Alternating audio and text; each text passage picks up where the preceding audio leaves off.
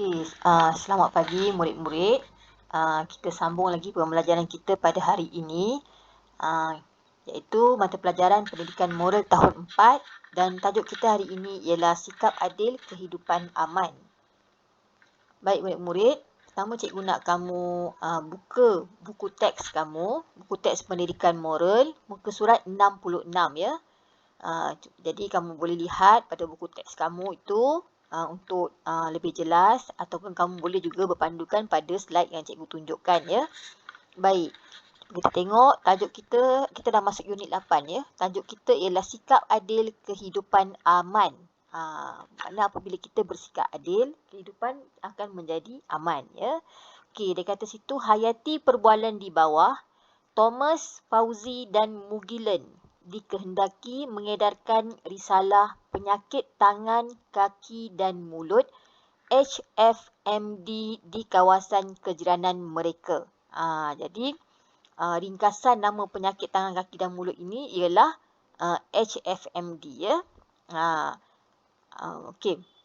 Baik. Kita tengok nombor 1. Itu ialah Fauzi ya, yang baju berwarna kuning itu ialah Fauzi. Jadi dia kata kita perlu mengedarkan risalah ini. Thomas edarkan di lorong 1, Mugilen di lorong 2 dan saya di lorong 3. Kita tidak perlu mengedarkan risalah di lorong 4 kerana tiada kanak-kanak yang dijangkiti HFMD.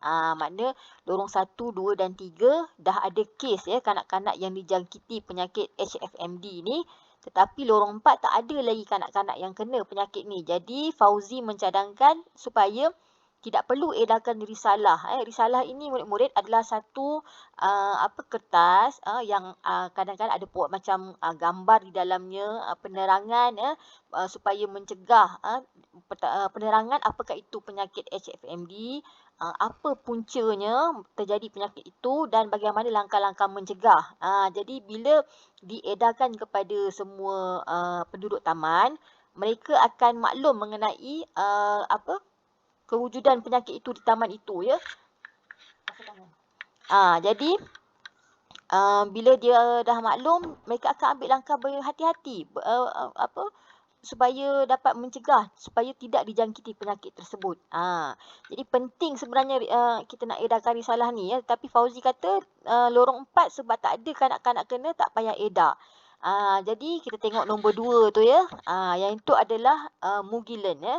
Mugilen kata apa? Tidak boleh Fauzi, kita perlu adil semasa mengedarkannya kerana setiap penghuni mesti mengetahui penyakit ini. Kenapa? Kenapa Mugilen suruh juga edarkan dekat lorong 4? Sebab apa murid-murid? Sedangkan lorong 4 tidak ada kanak-kanak yang dijangkiti kan? Sebenarnya perlu murid-murid. Pasal apa? Sebab apa? Supaya penduduk-penduduk di lorong 4 ya, jiran-jiran di lorong 4 maklum ataupun tahu tentang penyakit ni. Maknanya dia tahu dah, dah ada dah jiran-jiran mereka yang anak-anaknya ataupun jiran itu kena penyakit ni.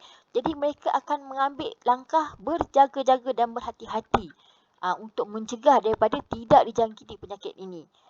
Sebab tu walaupun kalau lorong 4 tidak ada lagi kes kanak-kanak, sekiranya mereka diberitahu penyakit itu sudah ada dijangkiti telah menjangkiti penduduk-penduduk di taman mereka itu, mereka akan ambil langkah berhati-hati. Tapi kalau mereka tidak tahu, mereka akan buat macam biasa, tidak menjaga kebersihan dan sebagainya, dan akhirnya mereka pun mungkin akan dijangkiti juga penyakit ini. Jadi penting sebenarnya untuk edarkan kepada semua setiap lorong, kepada semua jiran-jiran yang ada di kawasan tersebut ya. Jadi nombor 3 cuba tengok. Fauzi dah mula tersedar ya, dia tersedar, betul juga, dia kata ya betul. Kita patut bersikap adil, dia kata. Bila Mugilen dah bagi teguran, Fauzi pun menerima teguran. Nampak ya?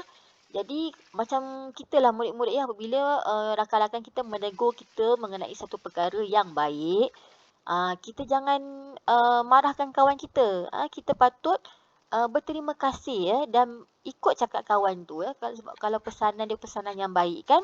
Jangan kita marah pula, kemudian kita buat sombong pula, tak nak dengar cakap, kita rasa kita lagi hebat dan sebagainya. Tak boleh begitu.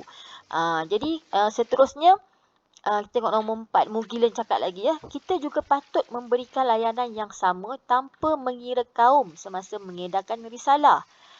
Maknanya apa? Maknanya bukanlah Mugilen tu dia berbangsa India, dia edarkan risalah tu dekat rumah-rumah jiran-jiran yang berbangsa India saja. Tidak. Ataupun dia ada baik dengan seorang jiran yang beragama yang berbangsa Melayu, dia bagi pada jiran tu saja. Tak boleh lah macam tu. Kena bagi pada semua ya. Kemudian dia cakap lagi di situ, biar saya mengedarkannya di lorong 4 kerana saya tinggal di situ.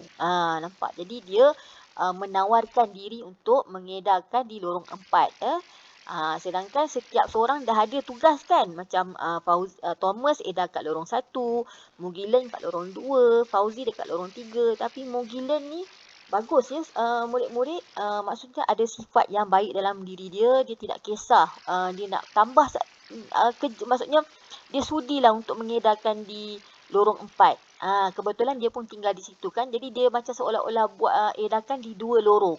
Mana kerja dia lebih sikit lah. Tapi tidak ada masalah. Dia seronok membuat kerja lebih, menolong lebih lagi ya. Baik, seterusnya Thomas cakap ya. Betul, nombor 5 tu murid ya. Betul, kita tidak boleh bersikap berat sebelah agar hubungan antara jiran erat dan mesra. Kita dah bincang ya, apakah maksud berat sebelah. Berat sebelah tu macam pilih kasih lah ya, ataupun dia melebihkan satu pihak berbanding pihak yang lain, sedangkan semua pihak perlu dilayan secara sama adil. Baik, cikgu harap murid-murid faham ya. Baik, perkataan yang akan kita pelajari hari ini murid-murid, yang cikgu nak murid-murid ingat, supaya yalah kadang-kadang murid-murid jumpa perkataan tu, murid-murid tak faham maksudnya kan. Jadi cikgu suka kalau murid-murid boleh tulis perkataan ini. Kalau boleh setiap kali pelajaran tu kita belajar satu perkataan baru, murid-murid tulis dekat atas tarikh ke, dekat atas hari ke. Bila-bila murid-murid jumpa perkataan ni tak ingat, boleh rujuk dalam buku tulis murid-murid tu ya. Baik, maksud perkataan hari ini kita ambil perkataan mencegah. Apakah maksud mencegah? Mencegah ialah menghalang atau mengikhtiarkan ya, mengikhtiarkan supaya jangan berlaku. Nampak? Jadi sebelum ada ahli keluarga kita dijangkiti penyakit HFMD ni, kita ambil langkah berhati-hati dan berjaga-jaga supaya kita tidak kena, supaya ahli keluarga kita tidak dijangkiti penyakit ini. Itu maksud mencegah. Baik, seterusnya murid-murid, kita tengok cikgu suka nak tunjukkan sikit apakah penyakit yang dikata penyakit HFMD ya. Penyakit ini boleh juga menjangkiti orang dewasa ya murid-murid, tapi dia lebih kanak-kanak lebih mudah dijangkiti penyakit ini ya. Baik, tanda dan gejala penyakit tangan, kaki dan mulut ini ialah antaranya demam, sakit tekak, ulcer pada tekak, mulut dan lidah. Kalau kamu tengok gambar tu, ulcer tu, cikgu percaya mungkin ada di antara kamu yang pernah kena ya. Kalau macam cikgu, kadang cikgu panggil ulcer tu mata ikan. Sakit mata ikan. Terpulanglah, ada orang ada dia panggil macam-macam. Tapi nama sebenar penyakit tu ya, ulcer ya. Baik, seterusnya ruam ya. Ruam dengan vesikel pada tangan, pergelangan tangan, kaki dan kawasan lampin. Kemudian vesikel lazimnya pada tapak tangan dan tumit kaki. Sakit kepala, dia macam ruam ya, macam tumbuh ruam bintik-bintik merah dekat tapak tangan, tapak kaki ya. Kemudian hilang selera makan. Komplikasi dia biasanya tidak serius, tetapi sebilangan kecil kes didapati berbahaya murid-murid ya, bila melibatkan sistem saraf dan jantung. Nampak? Punca dia apa? Punca dia ialah disebabkan oleh enterovirus, iaitu Coxsackie virus A16 dan enterovirus 71, EV71. Jadi HFMD ni merebak dari individu ke individu dengan kontak secara langsung melalui lelehan hingus, air liur najis dan cecair lepuh. Nampak? Maknanya kalau kita bersentuhan dengan orang yang ada penyakit ini, kita mudah boleh dijangkiti ya. Baik, seterusnya murid-murid, cikgu akan edarkan dalam group WhatsApp sebentar lagi muka surat ni, murid-murid boleh print dan isi tempat kosong berikut berpandukan dialog-dialog daripada muka surat 66 tadi. Dan seterusnya, mari kita jawab soalan berikut bersama-sama ya. Baik, apakah sikap adil yang ditunjukkan dalam perbualan? Dalam perbualan yang tadilah, dalam wujud muka surat 66 tadi. Okey, jawapan dia ialah sikap adil yang ditunjukkan dalam perbualan adalah melalui mugilan, di mana dia mencadangkan agar mereka perlu berlaku adil dengan mengedarkan risalah kepada setiap penghuni supaya semua penghuni taman tahu mengenai penyakit HFMD dan mengambil langkah mencegah daripada dijangkiti. Kemudian, sikap adil juga ditunjukkan melalui Thomas yang menerangkan bahawa layanan taklah diberi sama rata. Tanpa sikap adil juga ditunjukkan melalui Mugilan juga ya, cikgu tersilap itu. Mugilan yang menerangkan bahawa layanan taklah diberi sama rata tanpa mengira kaum semasa mengedarkan risalah. Okey. Sebenarnya ada satu lagi ya. Kita boleh tulis satu lagi. Sikap adil juga ditunjukkan melalui Thomas yang mengatakan kita tidak boleh bersikap berat sebelah agar hubungan antara jiran sentiasa erat dan mesra.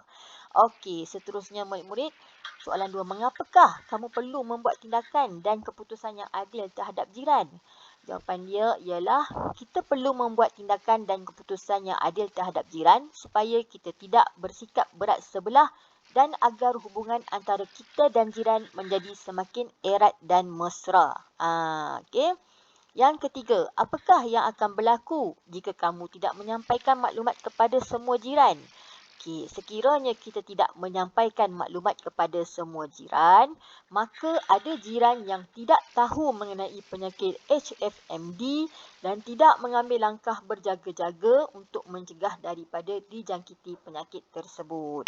Okey, kamu boleh tambah jugalah dan akhirnya mereka boleh dijangkiti. Bila dia tak ambil langkah mencegah, mereka boleh dijangkiti kemudiannya. Ikutlah nak tambah boleh, kamu nak tambah jawapan kamu sendiri pun boleh dekat soalan jawapan ni, ataupun kamu nak ikut jawapan cikgu saja pun boleh. Ini yang latihan yang kita bincangkan ya. Okey, itu sahaja murid-murid kerja kita untuk hari ini. Sekian, kita jumpa lagi pada minggu hadapan. Terima kasih.